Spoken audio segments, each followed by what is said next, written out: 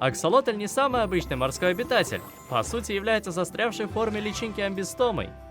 Безумная идея добавить в игру милую зверушку в момент сразила всех наповал. Это ведь идеально милый уродец, которого изначально желали видеть в игре. Очаровашки предпочитают спавниться в версии 1.17 в любых подземных водоемах. Поэтому смело спускайся вниз.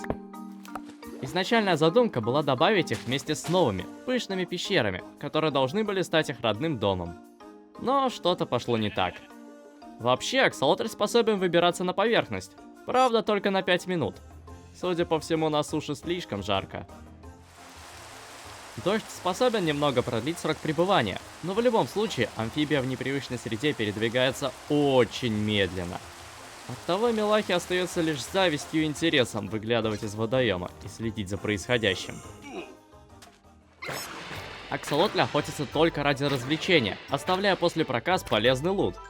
Победа выдуманных противников подарит аксолотлю удовлетворение вместе с регенерацией здоровья, и он на время прекратит искать радости в издевательствах над потенциальными жертвами. Охотники, они опасны. Имея 14 хп, легко справляются с любой рыбешкой и кальмарами. Миловидный хищник даст отпор и более мощным врагам, таким как утопленники, стражи, и даже способен навалять их древним братьям. Справиться со сложными противниками маленькой амфибии помогает уникальный навык. Получив урон, есть некоторая вероятность, что аксолотль притворится мертвым и наложит на себя эффект восстановления. Тогда мобы перестанут его атаковать. Но, даже имея навык заживлять раны, аксолотлю с атакой по одному сердечку сложно выжить в одиночку. Поэтому чем больше компания, тем лучше. Аксолотли находятся на грани исчезновения. А добавление в игру своего рода привлечения внимания к этой проблеме. Ранее такое было проделано с пчелами. В Майнкрафте размножить аксолотли просто. Тут нет заморочек из реальной жизни с откладыванием яиц. Уверен, нам бы не понравилась механика черепашек, где тупоголовые зомби так и норовят уничтожить старательно отложенные яйца. А на только вылупившихся детенышей начинается охота коварных хищников. Аксолотли предпочитают есть морских тварей еще живыми, поэтому для размножения понадобится ведро с тропической рыбой. Накорми влюбленную парочку, и в момент получишь миленького спиногрыза. Мелким, правда, он останется всего на 20 минут. С очень малым шансом в процессе может появиться малыш синего окраса. Но чаще всего мелочь наследует цвет одного из родителей. В случае, если сильно необходим именно синий, используй команду призыва. Призови двоих и разводи до бесконечности. Зачем же их размножать? Ведь лута-то нет.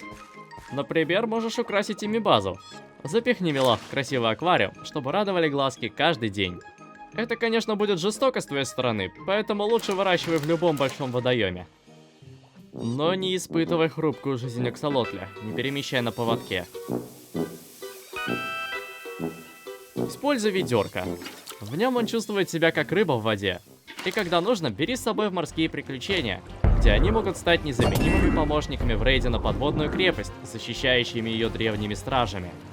И не забываем помогать, ведь если посодействуешь малышу с уничтожением любого монстра, то откинет тебе эффект регенерации на некоторое время и снимет утомление в момент, когда враг будет повержен.